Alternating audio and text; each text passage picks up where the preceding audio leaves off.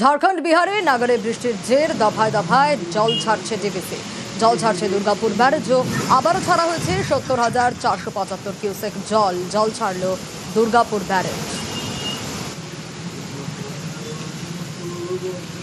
আরো ডিটেল এ বিষয়ে জানাতে পারবে অর্পণ রয়েছে আমার সঙ্গে। অর্পণ, ঝাড়খণ্ড বিহারে নাগারে বৃষ্টির জেরে তো এই রাজ্যের মানুষ একেবারে বিপর্যস্ত।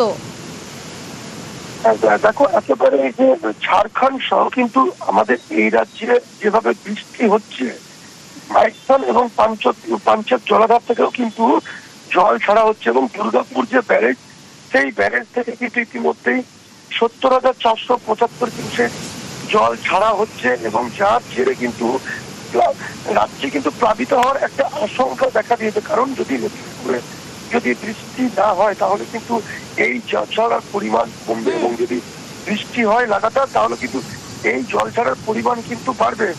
আর তাতেই চিন্তার ভাঁজ এইসব এলাকার মানুষজনের কপালে।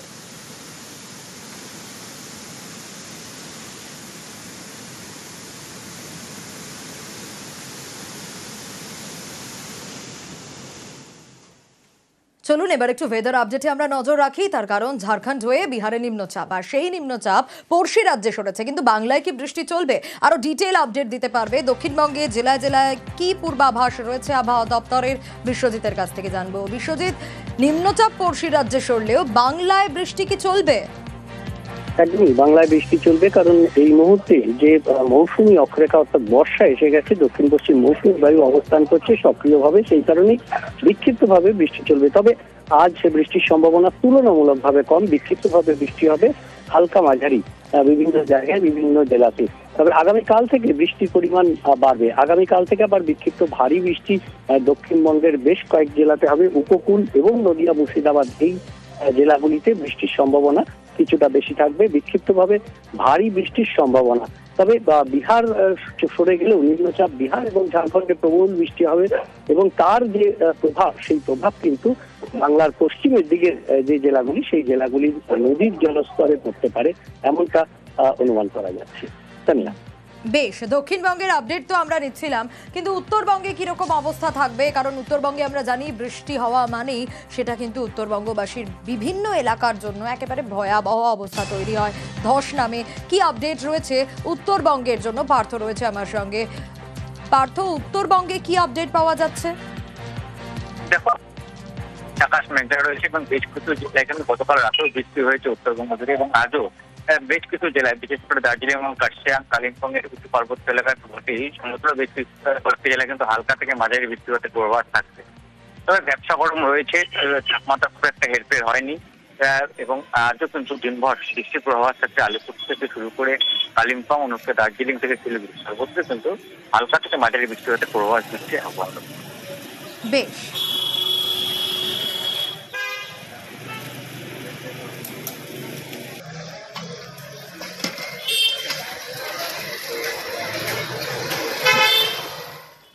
ঘাটালের ছবি দেখাবো আপনাদের। বর্ষায় শিলাবতী ঝুমি নদী ফুসছে, জলের তলায় চলে গেছে ঘাটালের বিস্তীর্ণ এলাকা।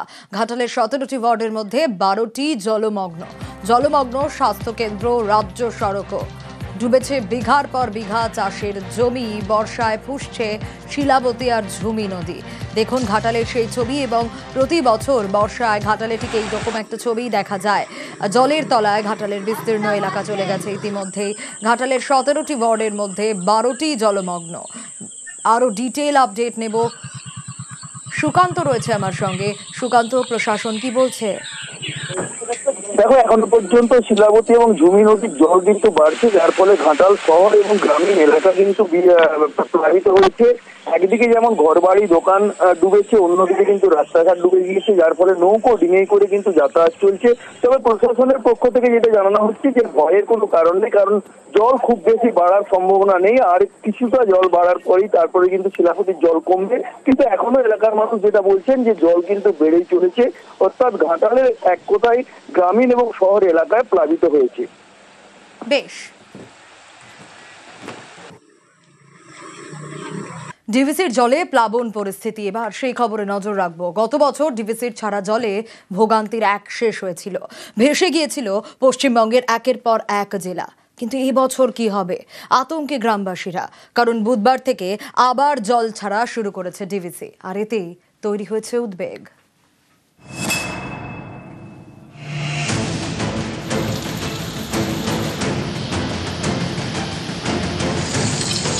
ঝাড়খণ্ডে ভারী বৃষ্টি, জল ছাড়ছে ডিভিসি, এর জেরে ভোগান্তি শুরু হাওড়া, হুগলি এবং বাঁকুড়ার একাংশে।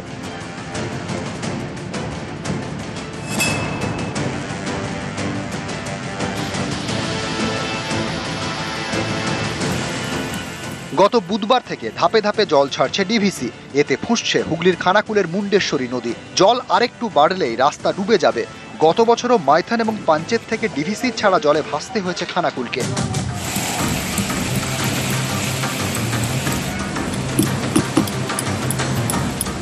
এবছরও মনে ভয়, রাস্তায় জল উঠলেই যাতায়াত করতে হবে নৌকায়, তাই আগে ভাগে নৌকা মেরামতির কাজ শুরু করে দিয়েছেন স্থানীয়রা। জল ছেড়েছে কেলেন্ডে, আমাদের উঠতে পারা যাচ্ছে না, চারিদিকে বন্যার অবস্থা হয়ে গেছে, মাঠ ঘাট সব ডুবে গেছে। ডিভিসি জল ছেড়েছে, অবস্থা আমাদেরকে বাধ্য হয়ে নৌকো বাগাতে হচ্ছে। জলের যা প্রেসার, বড় বন্যা হয়ে যাওয়ার চান্স আছে, এই কারণেই আমরা নৌকো বাগাচ্ছি।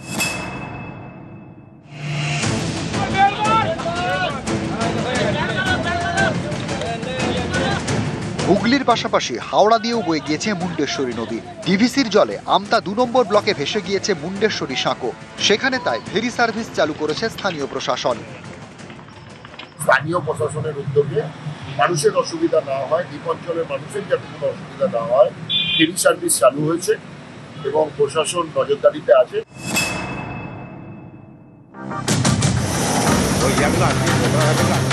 প্রতিবারই ডিভিসি ছাড়া জলে ডোবে বাঁকুড়ার বিভিন্ন এলাকা, তাই এবার বাড়তি সতর্কতা। শুক্রবার সোনামুখীতে দামোদর পাড়ের ভাগলুই গ্রামে যান মহকুমা শাসক, বিডিও এবং অন্যান্য আধিকারিকরা, খতিয়ে দেখেন পরিস্থিতি। হঠাৎ করেই এই বৃষ্টিটা একেবারে টানা 2 দিন 3 দিন ধরে চলার ফলে সোনামুখীর দামোদর তীরবর্তী বেশ কিছু অঞ্চল একটু আমাদের যে রিভার ব্যাংক আছে সেইখানে সমস্যা দেখা দেয়। কয়েকটা স্পট আমরা আইডেন্টিফাই করেছি, ইমিডিয়েটলি সেচ দপ্তর ওখানে কাজ টেক আপ করছে। নিউজ 18 বাংলা।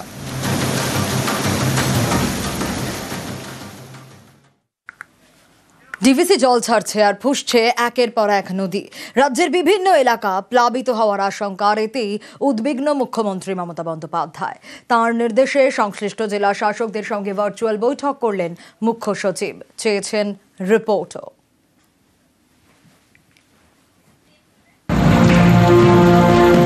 বিহার ঝাড়খণ্ডে বৃষ্টি, বাংলায় ভোগান্তি। বিহার ঝাড়খণ্ডে বেশি বৃষ্টি হলেই জল ছাড়ে ডিভিসি, এতে ভাসে বাংলার নানা এলাকা।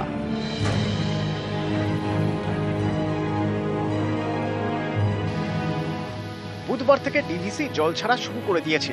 আগামী সপ্তাহে আরো বেশি জল ছাড়ার আশঙ্কা, কারণ শনিবার ভারী বৃষ্টির সম্ভাবনা ঝাড়খণ্ডে, রবি এবং সোমবার বিহারেও ভারী বৃষ্টির সম্ভাবনা। বিহার ঝাড়খণ্ড 2 রাজ্যেই বৃহস্পতিবার পর্যন্ত চলবে বৃষ্টি। বিহার ঝাড়খণ্ডে বৃষ্টি বাড়লে আরো বেশি জল ছাড়বে ডিভিসি, এতে ভাসবে বাংলার নানা জায়গা। এ নিয়ে উদ্বিগ্ন মুখ্যমন্ত্রী। তার নির্দেশে শুক্রবার বৈঠক করেন মুখ্য সচিব। যেসব জায়গা প্লাবিত হওয়ার আশঙ্কা, সংশ্লিষ্ট সেই সব জেলা শাসকদের সঙ্গে ভার্চুয়ালি বৈঠক করেন। জেলা শাসকদের থেকে এলাকার রিপোর্ট তলব করা হয়েছে।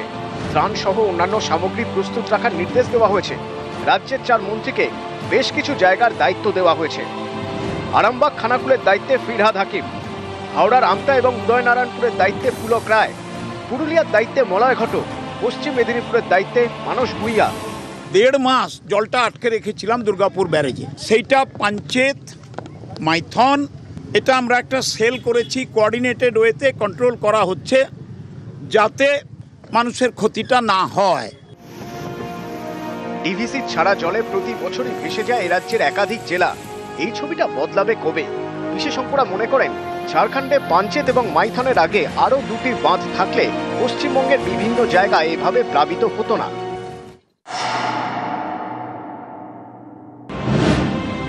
দামোদরের উপরে রয়েছে ডিভিসির পাঞ্চেত ড্যাম, বরাকরের উপর মাইথন, পরে বরাকরের উপরে তিলাইয়া এবং কোনার বাঁধ তৈরি করে ডিভিসি। এছাড়া পাঞ্চেতের আগে দামোদরের উপরে তৈরি করা হয় তেনুঘাট। এই পাঞ্চেতের 100 কিলোমিটার আগে ঝাড়খণ্ডের দিকে বোকারো বাঁধ, মাইথন বাঁধের 60 কিলোমিটার আগে বলপাহাড়ি বাঁধ, এই দুটি বাঁধ তৈরির পরিকল্পনা হলেও আজও তা হয়নি। ফলে প্রতিবারই বর্ষায় ডিভিসি জল ছাড়লে ভাসে বাংলার নানা এলাকা। ডিভিসি ড্যাম ছাড়াও পুরুলিয়ার অযোধ্যা পাহাড় থেকে কংসাবতী নদী হয়ে জল ঢোকে মুকুটমণিপুর বাঁধে। এই বাঁধের জল ছাড়া হলে ভাসে পশ্চিম মেদিনীপুর। আবার ঝাড়খণ্ডের গালুডি বাঁধের জল ছাড়লে ফুলে ফেঁপে ওঠে সুবর্ণরেখা। এর জেরে প্লাবিত হয় ঝাড়গ্রাম। নিউজ 18 বাংলা।